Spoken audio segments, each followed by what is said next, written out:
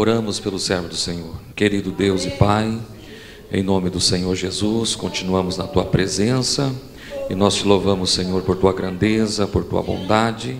E aqui, Senhor, está o Teu Filho que vai estar ministrando o ensino, Senhor, dessa escola bíblica dominical nessa noite. Pai, instrumentaliza o Teu servo, usa poderosamente em nome do Senhor Jesus. Amém. Saúde os amados irmãos com a paz do Senhor. Podeis sentar, amados.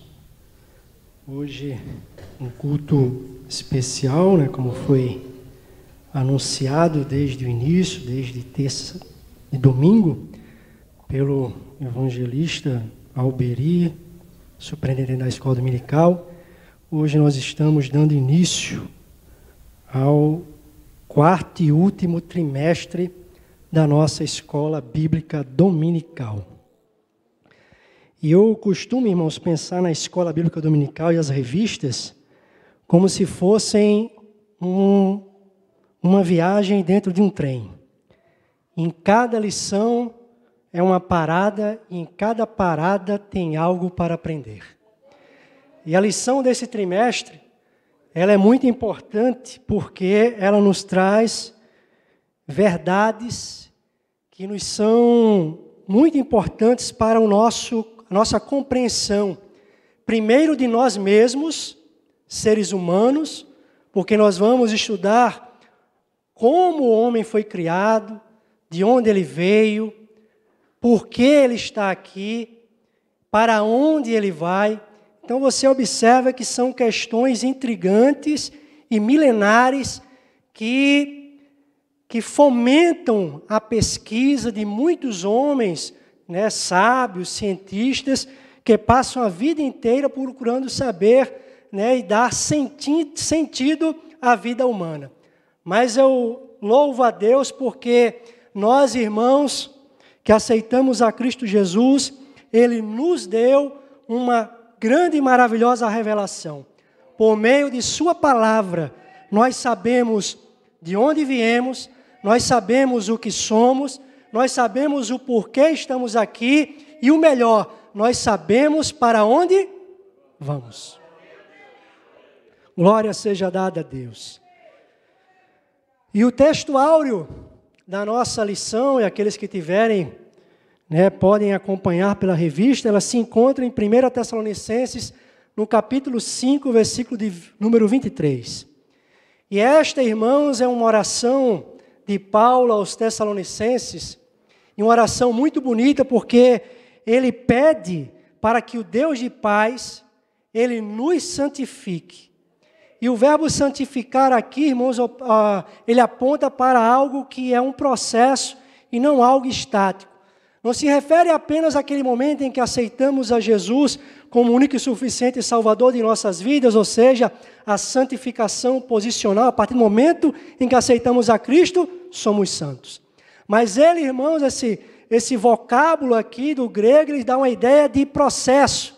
Porque, afinal de contas, Deus, Ele espera que cada um de nós, a partir do momento que o conhecemos, nós nos aperfeiçoemos a cada dia, de forma que pareçamos com Jesus, o seu Filho, que é o nosso maior exemplo nesta vida. Então, quando ele fala santificar, ele está se referindo a algo que é dia após dia. E eu acho lindo, irmãos, porque logo após ele falar santificar, ele diz assim, em tudo. Porque, irmãos, o nosso Deus é um Deus que gosta de plenitude. O nosso Deus é um Deus que gosta de tudo aquilo que é integral. Ele não gosta daquilo pela metade. Ele quer você por inteiro. Glória seja dada a Deus. Ele não quer, irmãos, apenas o seu corpo, Ele não quer somente a sua emoção, Ele não quer somente o seu espírito, Ele quer você por inteiro. E é por isso, irmãos, que Paulo escrevendo aos Tessalonicenses, aqui no capítulo 5, diz, e o Deus de paz vos santifique em tudo.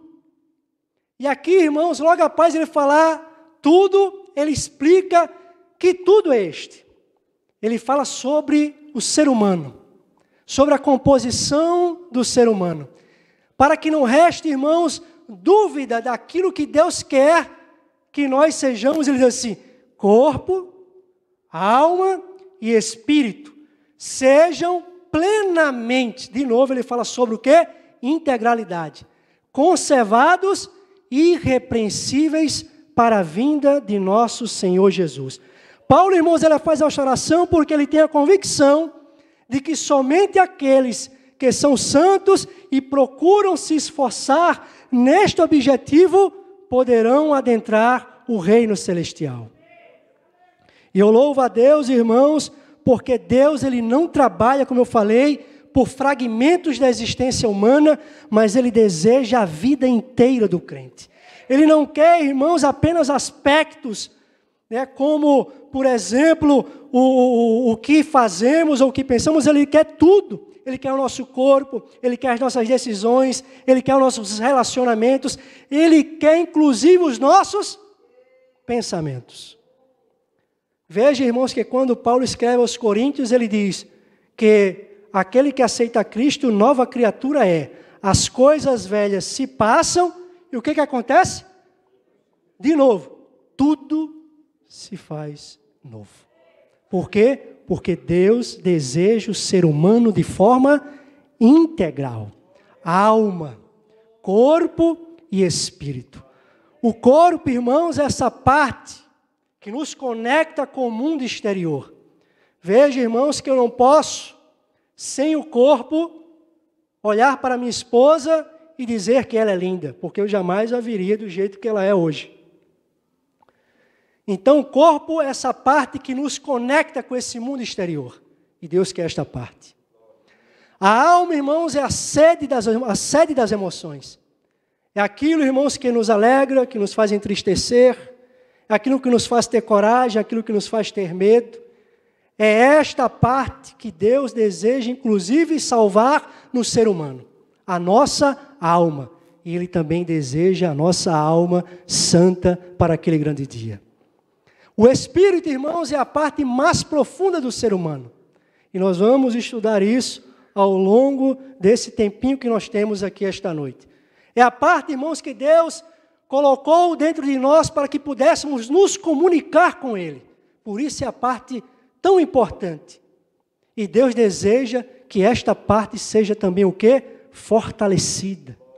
Para que possamos, irmãos, dizer não às tentações desta vida e sim para o nosso maravilhoso Deus. A verdade prática que foi lida aqui esta noite, ela nos revela uma outra grande verdade. Ela fala de um Criador, quem que puder pode acompanhar. Ela fala da criação, ela fala o porquê nós somos criados, ela fala o tempo que nós devemos fazer aquilo que Deus estabeleceu para nós ao nos criar, e fala com que intensidade nós devemos fazer isso. Veja que ele diz, Deus nos fez Criador. Fez o quê? Criaturas, corpo, alma e espírito. Com uma finalidade, o quê? Glorificá-lo. Então você e eu, seres humanos, fomos criados por Deus com um propósito para o quê? Glorificar a Deus. Somente no corpo? Somente na alma? Somente no espírito? Não. De forma integral, do jeitinho que Ele nos criou. Aí vem o segundo. Por quanto tempo, irmão Diego, nós devemos fazer isso? E diz a verdade prática, eternamente. E com que intensidade? Com todo o nosso ser. Deus, irmãos, deseja que nós o adoremos, que nós o glorifiquemos, que estejamos na sua presença de forma inteira, completa, todo o tempo, dando a Ele louvores com todo o nosso ser. Certa vez, Jesus disse, amarás o Senhor teu Deus, de todo o quê? Teu coração, de todo o quê? A tua alma, de todo o quê? E o teu pensamento, ou em outras versões, entendimento. O que é isso? Irmãos, somente quando adoramos a Deus, com a nossa completude, nós encontramos o real sentido da nossa existência.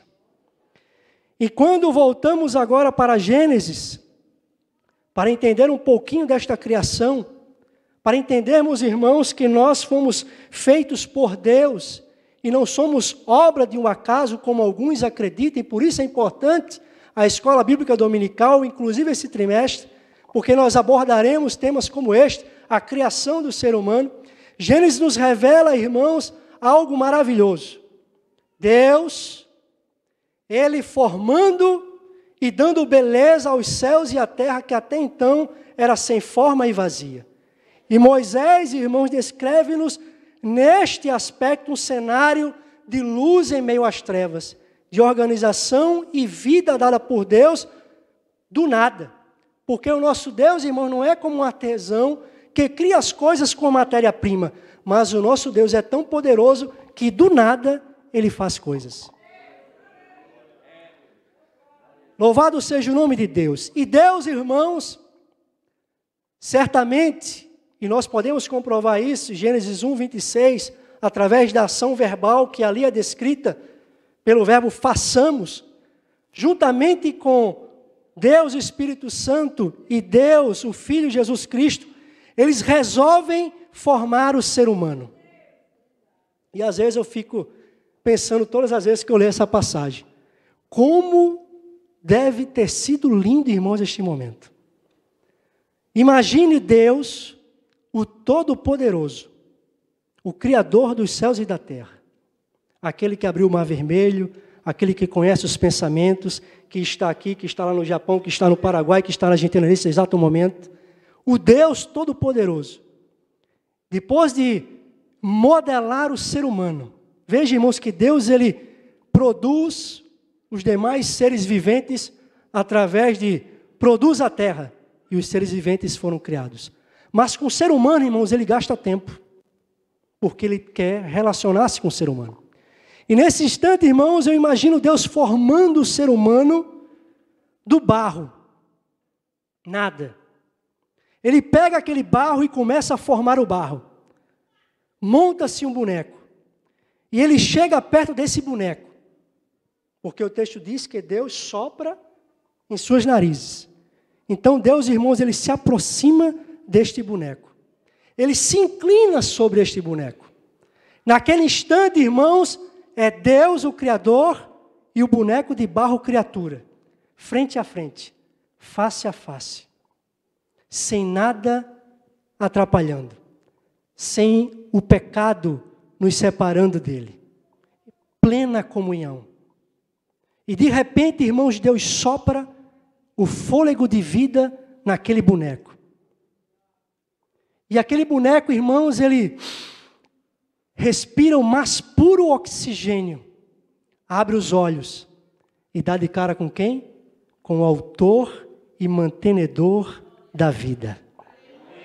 Você, irmão, já pensou que maravilha a forma como Deus gastou tempo e nos formou? Que diferentemente, irmãos, dos animais, Deus, Ele estabeleceu em nós um propósito. Ele nos deu vida diferente da dos animais, para que pudéssemos, de forma inteligente, nos relacionar com Ele por toda a eternidade. Então, irmãos, daquele boneco de terra, Deus sopra a vida no ser humano. E o ser humano agora, a imagem e semelhança de Deus, e aqui eu não me refiro à imagem física, até mesmo porque Deus não é físico, Ele não é matéria, mas Ele é um ser espiritual. Deus projeta no ser humano a imagem natural e moral em nós. Imagem natural porque da mesma forma que Deus é pessoa, nós também somos pessoas, dotados de inteligência, de sabedoria, de capacidade para escolher, de fazer o que é certo e aquilo que é errado. E aspecto moral, irmãos, porque Deus, no sopro dele em nossas narizes, Ele estabeleceu atributos que somente os seres humanos podem ter. Deus é amor. E quando Ele soprou em nós, Ele nos deu condições de amar. Primeiramente a Deus e depois o ser humano próximo. Deus nos deu, irmãos, o senso de justiça, porque Ele também é justiça. E hoje nós sabemos o que é certo e o que é errado, porque nós temos esse senso moral em nós, que Deus soprou em nossas narizes. E eu fico, irmãos, me perguntando como pode alguém chegar, depois de tantos estudos, nível fundamental, médio, pós-graduação, graduação, mestrado, doutorado, e chegar numa determinada palestra e dizer que somos descendentes de um animal, de um primata, de um aglomerado de moléculas, porque é isso que eles creem. Quem já ouviu falar naquela terminologia sopa química? Alguém já ouviu falar aqui? Ih, não vamos passar no vestibular não, hein? Sopa química, né? É essa expressão, irmãos, que as pessoas, os evolucionistas, afirmam de onde nós viemos. Ou seja, um aglomerado de moléculas simples que do nada, veja só, é preciso ter mais fé do que a gente, irmãos. Porque eles acreditam que essas moléculas simples, do nada, se aglomeraram, aí depois formaram compostos mais complexos que se uniram a ponto de formar organismos autorreprodutivos, ou seja, os primeiros seres viventes, como são os primatas. Veja, irmãos, que é preciso ter mais fé para acreditar nessas coisas do que para acreditar que somos descendentes de um Deus maravilhoso que nos criou. Então, irmãos, a lição, ela fala exatamente sobre esta formação, de como nós fomos formados de forma especial pelo nosso Deus. Deus, irmãos, Ele estabeleceu o ser humano como a obra-prima de sua criação, para se relacionar com Ele todos os dias, como assim o era no Jardim do Éden. Mateus capítulo 3, versículo 8 diz que todos os dias estava o Criador do universo, na viração do dia, falando com o ser humano. Todos os dias, irmãos, era como se Deus batesse na porta e dissesse: Adão, Eva, abre a porta, eu estou aqui para conhecer, para conversar, para ter comunhão com vocês. Mas, infelizmente, o homem pecou, não é verdade? E essa relação ela foi quebrada. Mas Deus, irmãos, e nós vamos aprender isso ao longo da lição, não posso ficar dando muito spoiler por aqui, né? Spoiler que fala, né? Isso.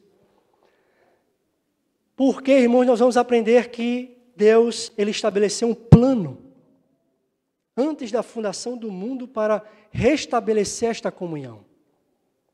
Conosco, comigo e com você. Porque, de novo, Deus nos criou com um propósito. E que propósito é esse? Glorificar a Deus. Eu gostaria, irmãos, que vocês abrissem suas Bíblias e nós vamos ver alguns textos. Efésios capítulo 1, versículos 11 e 12. Lá está escrito no versículo 12 que Deus nos criou a fim de sermos para louvor da sua glória. Isaías 43, versículo de número 7. Ele diz: eu os criei para a minha glória. Romanos capítulo 11, versículo 36 vai dizer: porque dele, por ele e para ele são todas as coisas. Será que estamos inclusos aí? Aí Paulo, irmãos, chega em Colossenses no capítulo 1, versículo de número 16 e dá o arremate. Porque nele foram criadas todas as coisas, que há nos céus e na terra, visíveis e invisíveis, sejam tronos, sejam dominações, sejam principados, sejam potestades, tudo, de novo, tudo foi criado por Ele e para Ele. Aí eu pergunto, você tem dúvida para que motivo você existe esta noite aqui? Você tem dúvida, irmãos, porque Deus trouxe você até hoje, na sua existência? Deus, irmãos, nos escolheu, nos acompanhou, desde o ventre da nossa mãe, anotando cada passo em seu livro, como está em Salmo 139, versículos 14 ao 16, cuidando de cada detalhe, desde o feto até o embrião, do feto até o embrião, do embrião até a pessoa pronta para nascer, porque, irmãos, Deus tem um plano especial para o ser humano. E que plano é esse? Qual o plano, irmãos? Isso é a escola dominical. Qual o plano? Glorificar a Deus. De forma o quê? Plena. Corpo, alma e espírito. Então, irmãos, quando nós compreendemos que Deus nos chamou com esse propósito, irmãos, e que somos um ser formado por essas três partes, aí me vem a pergunta, então eu tenho que aprender a equilibrar na minha vida essas três partes. Corpo, alma e espírito. E eu falo isso por quê? Porque tem gente, irmãos, por aí, e eu não sou contra não, mas tem gente, irmãos, que só pensa no corpo. Você já viu nisso? Né? Tem gente que vai lá para a academia, de novo, eu não sou contra, mas vai lá, irmãos, e faz, se exercita, chega em casa, olha no espelho, eita, que corpão, que cara bonito sou eu. Né? Tem gente que só pensa nisso e esquece o quê? O espiritual e a alma. Tem gente também que só cuida da alma e esquece de quê? Do corpo. E o corpo é o quê, irmãos? Templo e morada do Espírito Santo. Inclusive, esse texto é interessante. E Paulo, irmãos, ele reforça essa ideia 2 vezes na carta aos Coríntios. 1 Coríntios, capítulo 3, versículo de número 16. Quem quiser para acompanhar, vamos abrir juntos. 1 Coríntios 3, 16. Pois assim, ó, não sabeis vós que sois o templo de Deus e que o Espírito de Deus habita em vós? Aí lá no 6, 19 e 20, ele faz questão de reforçar e falar de novo, na mesma carta, para o mesmo povo, para dizer o quanto é importante nós cuidarmos do nosso corpo. E ele diz, ou não sabeis que o nosso corpo é o templo do Espírito Santo, que habita onde? Em vós, proveniente de Deus, aí vem, e que não sois de vós mesmos. Aí tem gente que a gente escuta por aí, né? Eu sou dono do meu nariz. É ou não é verdade? Eu sou dono do meu nariz. Eu estou doido para fazer 18 anos e sair de casa e cuidar da minha própria vida. Não é assim às vezes que a gente escuta? Mas, irmão, você não é dono de nada. Deus é o dono, inclusive, da sua vida. Você só está vivo porque Deus quer que você esteja vivo. Se Ele fizer assim, irmãos, de tampar aqui o seu nariz, já era.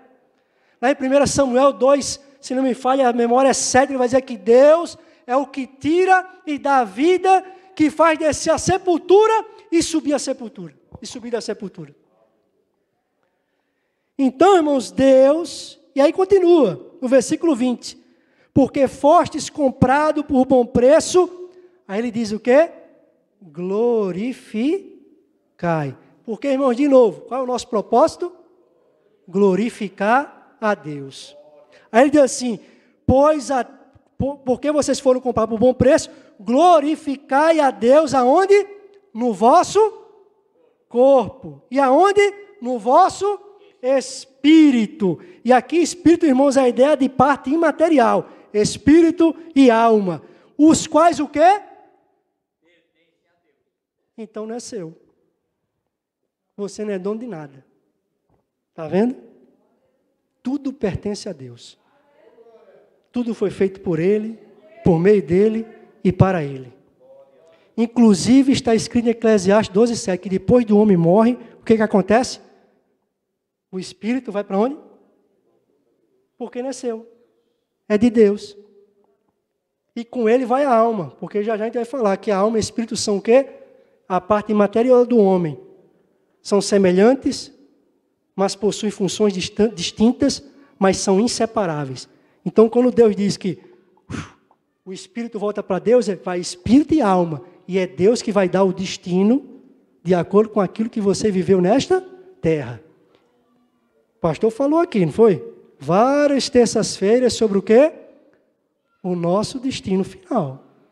Sobre a escatologia. Então, aquilo que nós fazemos com o nosso corpo, alma e espírito, vai definir aonde passaremos a nossa eternidade. Porque foi para lá que Deus nos criou. Deus nos criou, irmãos, para a eternidade. Tem gente que pergunta assim, meu Deus, depois da morte, o que vai acontecer?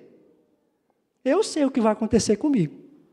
Eu sei o que vai acontecer com aqueles que amam a vinda do Senhor. Eles vão, irmãos, para o céu. Aqueles que morrerem antes do arrebatamento, como aquele ex-ladrão da cruz, já tem um lugar, irmãos, onde ficar. Lá no paraíso, pertinho de Cristo, adorando a Ele, só esperando aquele grande dia em que o nosso corpo, porque, irmãos, o nosso corpo, ele é o quê? Corruptível. É ou não é? É mortal. Mas naquele dia vai se revestir o quê? De imortalidade, de incorruptibilidade. Por quê? Porque Deus deseja o ser o quê? Integral. É alma, é corpo e é espírito. Ele nos criou alma, corpo e espírito e vai nos levar para o céu. Alma, corpo e espírito. Agora, irmãos, aqueles que morreram estão aguardando, o corpinho deles está aguardando o momento em que terão seus corpos transformados, mas alma e espírito já estão lá.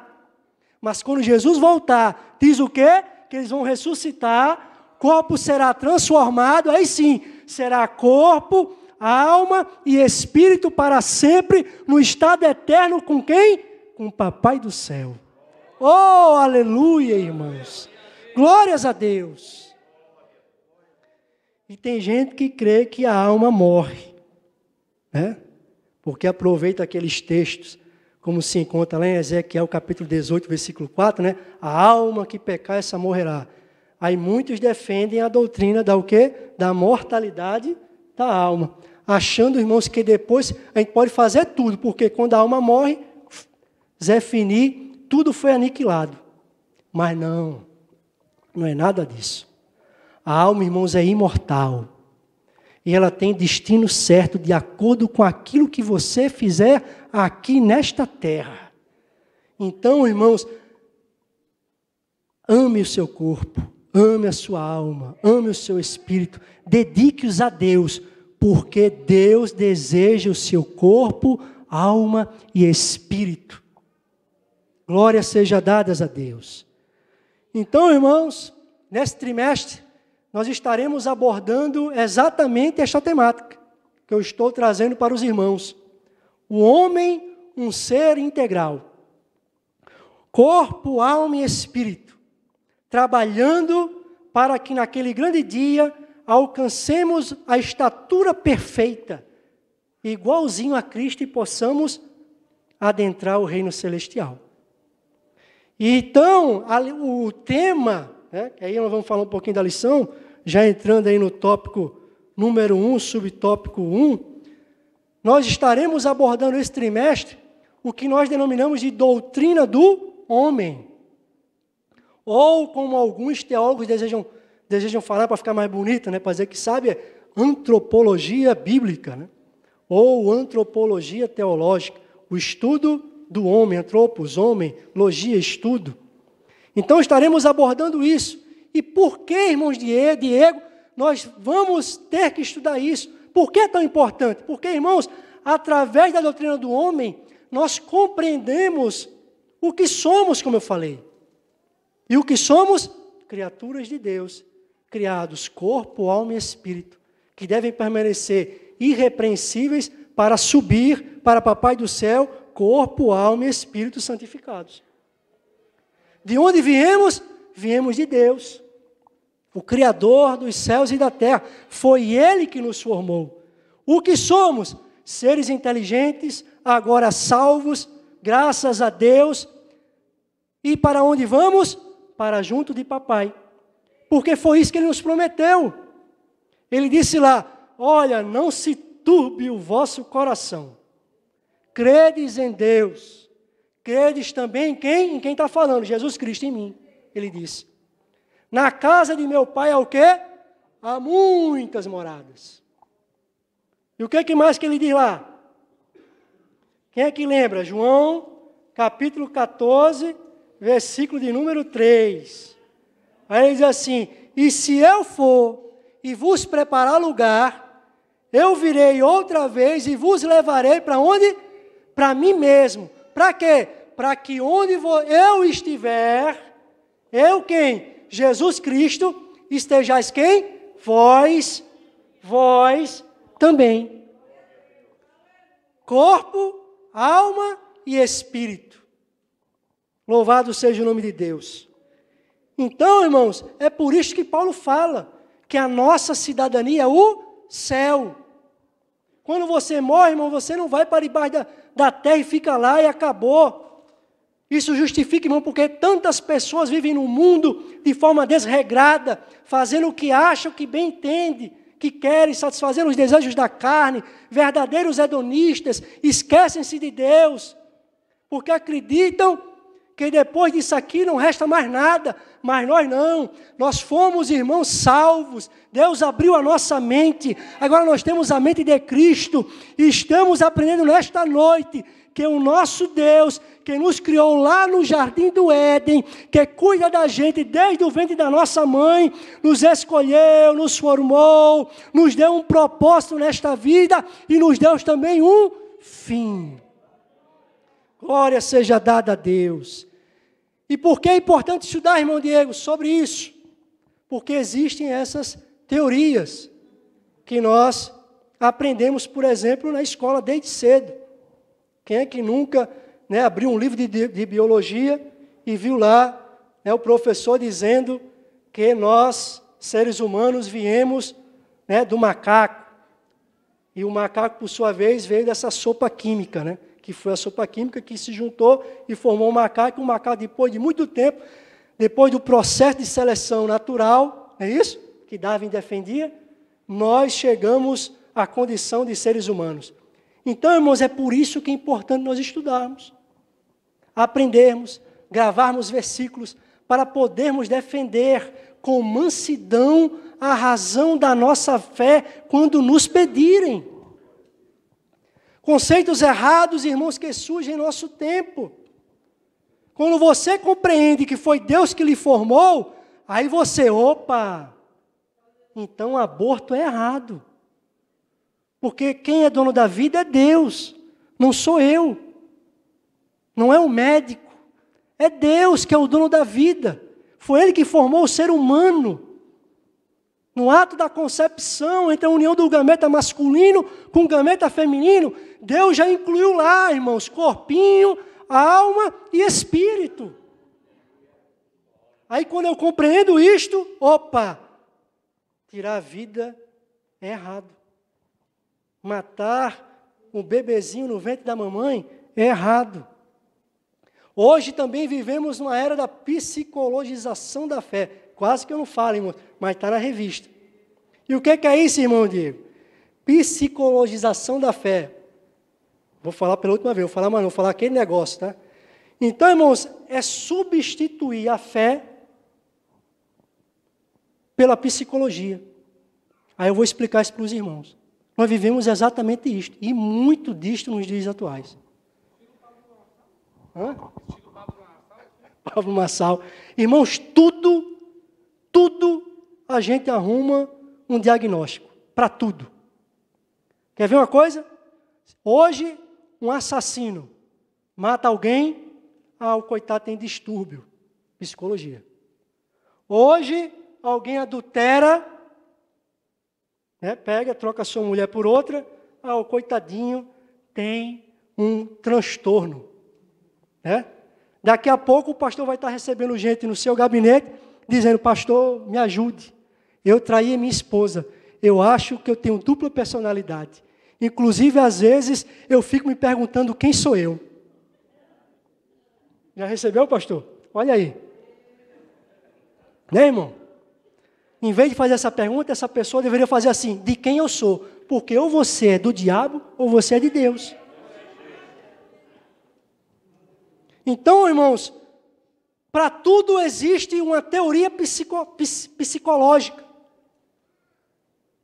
E às vezes, irmãos, o problema não está aqui, no corpo. Não está na mente, às vezes é espiritual. Às vezes, irmãos, está na alma, às vezes é coisa do pecado. Às vezes a gente peca, o bichinho tem transtorno. Está sofrendo, de algum distúrbio. Não, irmãos, é pecado. Se Caim existisse hoje e matasse o seu irmão Abel, o que vocês acham que a psicologia ia dizer? Iam achar alguma coisa para ele. É o TOD, né? TOD é o quê, filho? Transtorno obsessivo opositor desafiador. Irmãos, quem é opositor e quem é desafiador? Aí inventaram um nome bonitinho. É transtorno, eu até esqueci, opositor e desafiador, irmão. Que é isso? Está vendo como arruma a coisa? E lá em 1 João, vamos abrir lá? 1 de João, desculpe. Capítulo de número 3, versículo de número 12.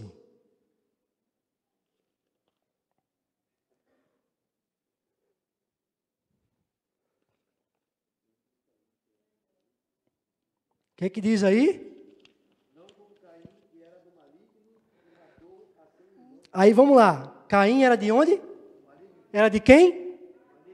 E por que causa matou o seu irmão? Por quê? Porque ele tinha transtorno? Porque ele tinha distúrbio? Porque ele tinha o quê? TOD, né? Porque ele tinha esse tal de TOD? Não, irmãos, é porque as suas obras eram más e as de seu irmão justas. Era o quê, irmãos? Pecado. Era a maldade do ser humano, irmãos. Não tinha nada de diagnóstico clínico. É aqui, espiritual, da alma. Está vendo o perigo, irmãos, que nos rodeia nos dias de hoje? Porque é importante compreendermos, irmãos, de onde viemos, para onde vamos. Saber, irmãos, que o pecado nos separa de Deus. Isaías 59, 2. Que Deus nos redimiu e executou um plano na pessoa do seu Filho Jesus Cristo, para nos resgatar por inteiro, corpo, alma e espírito. Para nós deixarmos isso de lado, irmãos, e começarmos a focar em Deus, porque muitas das coisas que assolam a humanidade não carecem de diagnóstico clínico, mas daquele que cura a alma e se chama Jesus Cristo. Por isso ele vai dizer lá em Mateus, capítulo 11, versículos 28 e 29. O que ele vai dizer lá? Vinde a mim, todos os que estáis, o quê? E o quê? E o que que Jesus vai fazer? Vos aliviarei. Aí diz, tomai sobre vós o meu jugo. Por quê? É leve. Aí diz, aprendei de mim, que sou o quê? Manso e humilde de coração. E aí sim, irmãos, onde é que você vai encontrar paz? E encontrareis descanso para a vossa alma. Quer cura para a sua alma? Corra para os braços de Jesus. Glória seja dada a Deus. Aleluia. Então, somente em Deus, irmãos, encontramos o alívio que nós precisamos. Aleluia. A diferença entre alma e espírito nós vamos deixar para os próximos professores, né? Porque vai ter lição de sobra aí falando sobre alma e sobre espírito.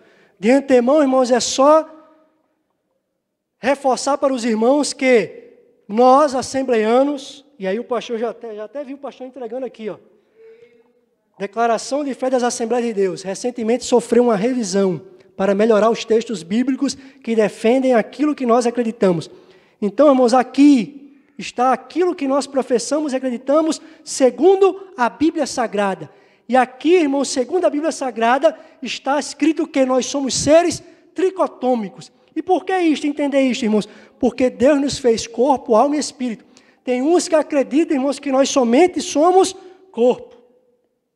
Que nós somos um ser de forma integral. Morreu tudo. Há aqueles irmãos que são dicotomistas, que acreditam que existe uma parte material e uma parte imaterial. Nós, assembleanos, também acreditamos nisso. A diferença entre um e outro, irmãos, não vai causar nenhum problema na salvação de ninguém. Mas o problema é que nós, assembleanos, acreditamos que esta parte imaterial é formada por alma e espírito, e ambos, embora sejam unidos e interligados, possuem funções diferentes. Exemplo, a alma eu sinto, eu amo, eu choro, tenho medo. O espírito, eu me conecto com Deus, eu oro a Deus. Quando eu falo em línguas, eu fortaleço o meu espírito.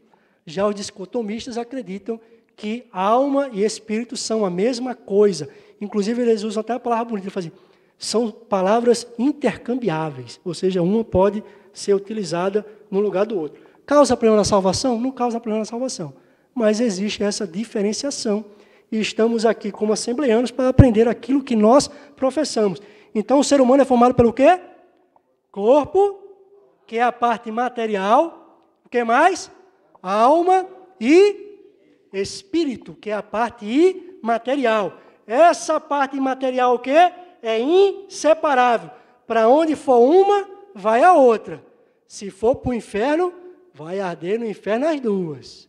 Se for para o céu, vai gozar a plenitude de Deus as duas. E essa parte, irmãos, é a parte imaterial do ser humano. O próprio Senhor Jesus Cristo, o Filho de Deus encarnado, ele possuía essa constituição. Vamos provar na Bíblia? Vamos abrir lá, Lucas 24, 39. Está acabando o nosso tempo. Lucas 24, 39. Ele diz assim, vede as minhas mãos e os meus pés. Eu sou mesmo. Toca-me e vede, pois um espírito não tem carne nem ossos, como vedes que eu tenho. Jesus era corpo. Agora vamos para a alma, João 12, 27. O que diz lá em João, capítulo 12, versículo 27, diz assim, agora, Jesus falando, a minha alma está perturbada. Corpo não se perturba, que se perturba é a alma, sede das nossas emoções. Jesus era corpo, Jesus era alma. Jesus também era o quê? Espírito. E abra comigo Lucas 23, versículo de número 46.